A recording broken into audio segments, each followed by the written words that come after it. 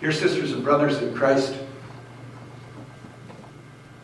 in Paul's letter to the Corinthians, he offers, a portion of which I just read from the 12th chapter, he offers some really important advice to the early Christian congregation gathered in what is now Turkey, in the Turkish town of Corinth. I'm sorry, in Greece. Corinth is in Greece. The early church gathered in Corinth was experiencing some division, apparently some backbiting, factions within the congregation. People saying, I don't like the way this is happening, and I don't like the way this is happening, and I don't like the way this is happening. And there seems to be a marked disunity within the fellowship of the Christians gathered in Corinth. And Paul tries to address the factionalism, the backbiting, the gossip, and the unhelpful behavior that seems to be rampant in that community.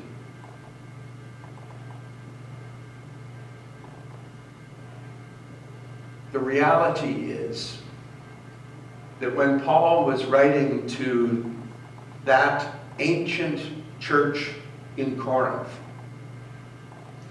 he was writing to all of us, in every time and in every place. Because we're all sinful, broken folks who, when we gather together, don't lose our sinfulness, don't lose that temptation to try to somehow put ourselves in the center. We bring our real, authentic, broken, defective selves into the fellowship of God's people. And we recognize that even as we bring our own neediness and brokenness into the community, we also meet the neediness and the brokenness of one another. It'd be really, really nice to think of the church as always and only a gathering of saints who do nothing but give thanks to God and care for one another and for the world around them. That's the ideal. It's certainly the ideal that Paul holds up throughout his writings. That's the ideal. The reality is that the church is a gathering of sinners, like you and like me. The reason, or at least one of the reasons that we come to church, is to hear the good news that, yes, we are sinners, but that's not the final word. That's not the basis on which God judges us. Rather, it's the good news, it's the gospel that because Jesus lived and died and was raised from the dead, we are not just sinners. We are also saints. We are called children of God. And we aspire to being the most God-like children that we can be. That's where Paul's writing in the 12th chapter of 1 Corinthians speaks so clearly. Recognizes that every single one in the congregation has value, has wisdom, has gifts, has a perspective, a point of view that is worth listening to.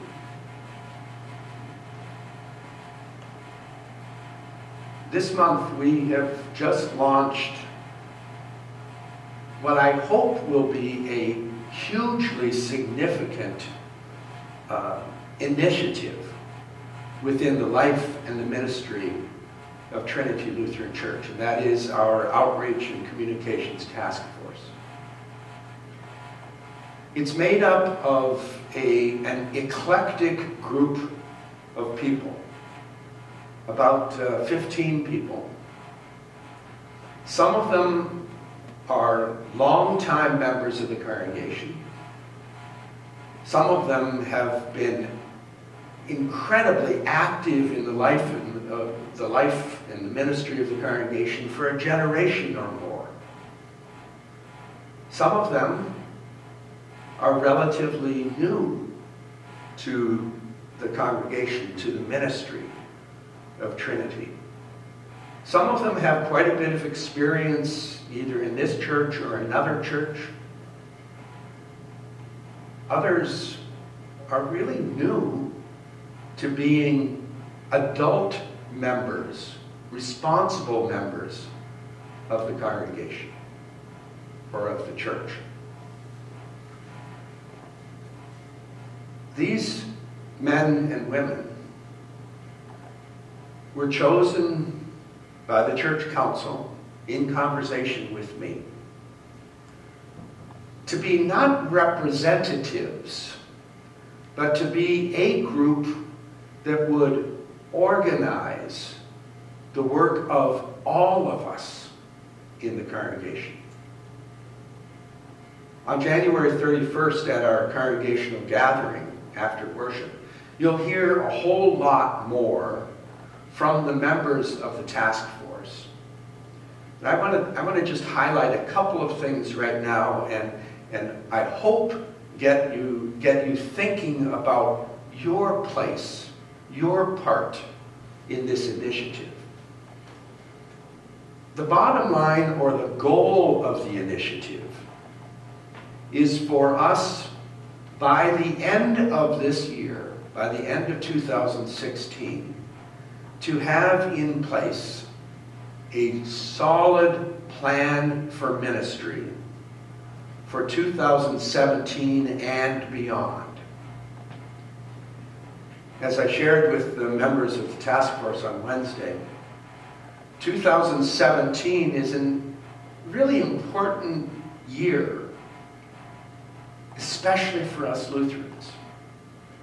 It's going to be the 500th anniversary of the beginning of the Lutheran Reformation, when Martin Luther nailed those 95 Theses to the church wall in Wittenberg. Something like a declaration of independence from the Roman Catholic Church of his day. And from that day on, October 31st, 1517, from that day on, this movement that became known as Lutheranism raised questions and made plans and conceived of ministry in a way that was different, in a way that was intended to reform, not overthrow, but reform the church of Luther's day. The reality is, and this is hugely important for us Lutherans, that for 499 years now, we have been a reforming movement within all of Christianity. And just as that is kind of Lutheranism's place within all of Christianity, it's also where we are, I believe, as a congregation. We can't just do what we've always done and expect that in 10 years we're going to have even this many people here in worship. we continue just to do what we've always done,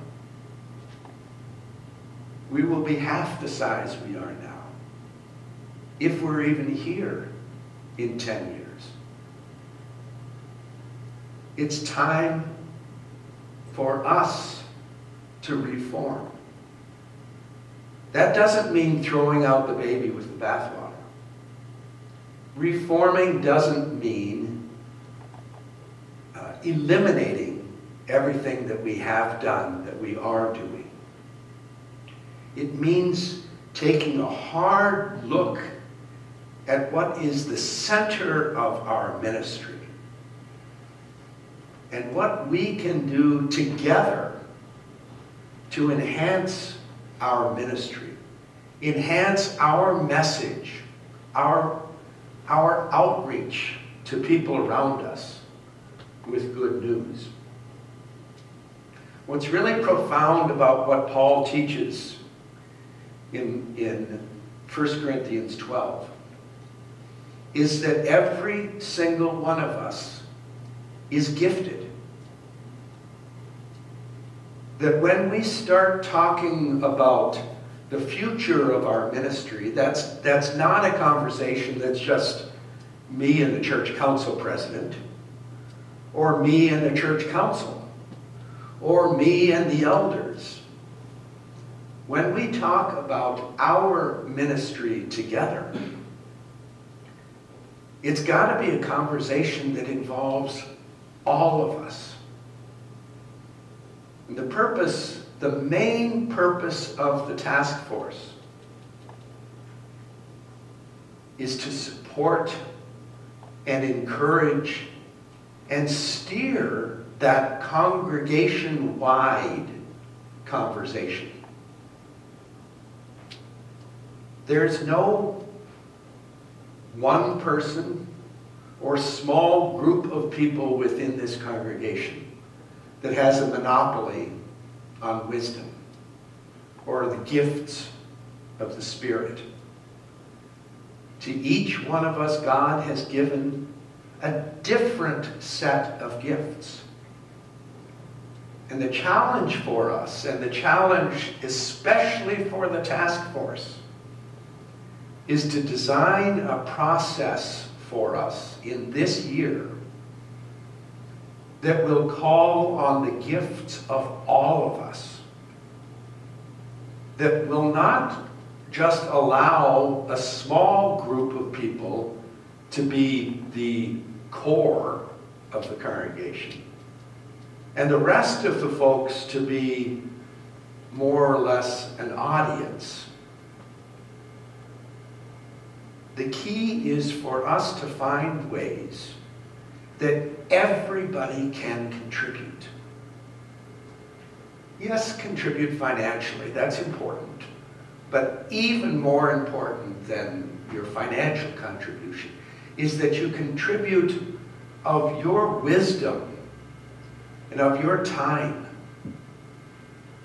You'll hear much more of this on the 31st, but the task force is putting together at least, at this point, 3 different working groups.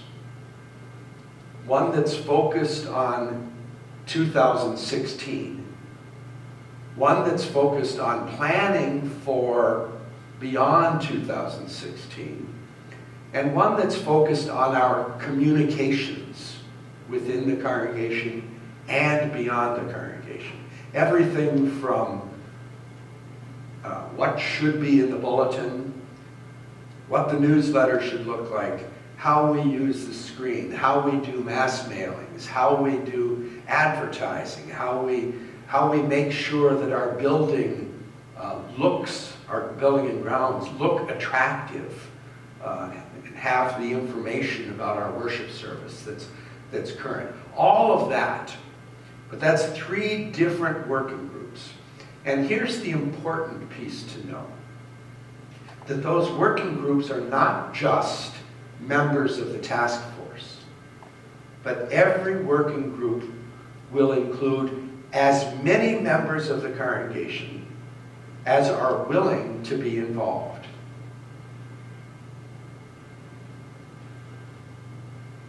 there's not a one of you gifted people. There's not a one of you who will not be able to find a place to contribute, to give of your gift, your wisdom, for the greater good, as Paul says. These gifts of the Spirit are not just random. They're for the purpose of enabling, empowering the work of the church. I hope that, especially after the meeting, after our gathering on the 31st, when there will be greater clarity about how the various working groups are going to proceed, I hope that every single one of you will volunteer to be a part of at least one of the working groups. I hope that you will do a personal inventory of how God has gifted you, and that you will say, of these gifts that I have, is it a gift of writing? Is it a gift of speaking? Is it a gift of organizing? Is it a gift of knitting? Is it what is the gift? What are the gifts that you have? And I hope that you will joyfully give your gift, share your gift through one or more of those working groups. And that those working groups will be a gathering of gifted brothers and sisters who together are shaping our ministry, both this year and in the years beyond. The good news is not that we are in the process of reforming, reorganizing ourselves for ministry. The good news is not about a number of dollars that's coming into the offering plates. The good news is not about the number of people sitting in the pews. The good news is that God calls each and every one of us, calls us by name to be a part of God's blessed family. That God calls, as Luther says, calls, gathers, enlightens, and sanctifies, that is, makes holy the whole Christian church on earth. For us, the whole Christian church on earth starts right here at Trinity.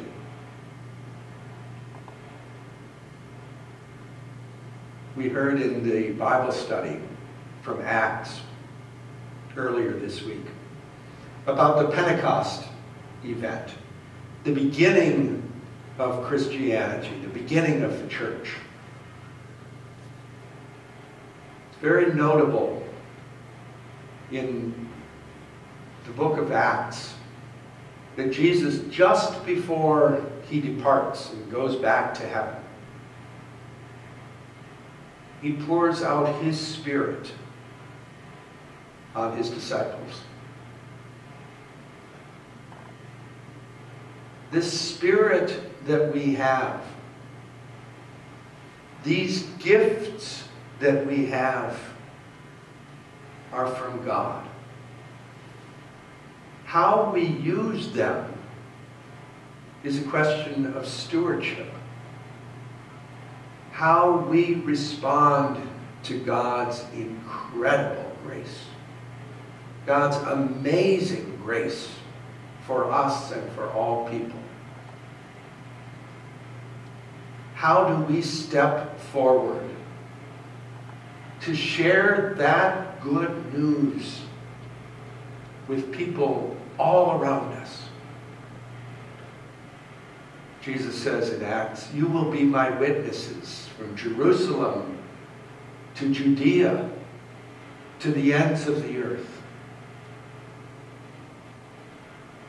To paraphrase, that would be, "You will be my witnesses in Rolling Meadows,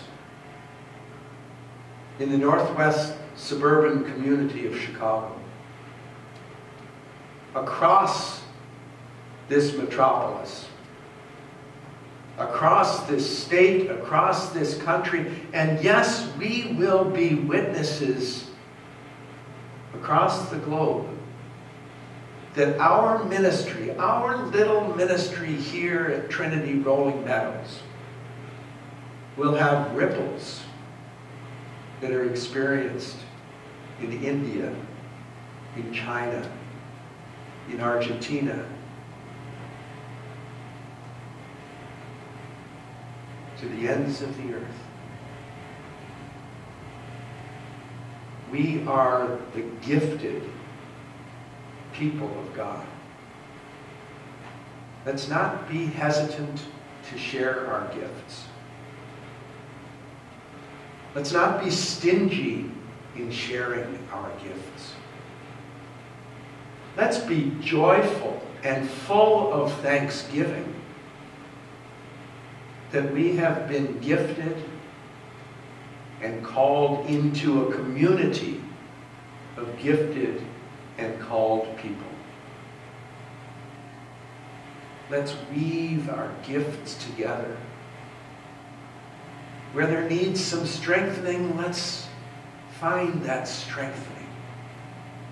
Where we need encouragement, where we need learning, let's go for that. Together, these gifts are overwhelming. These gifts are the Spirit of Christ Himself. In His name we gather. In His name we go out.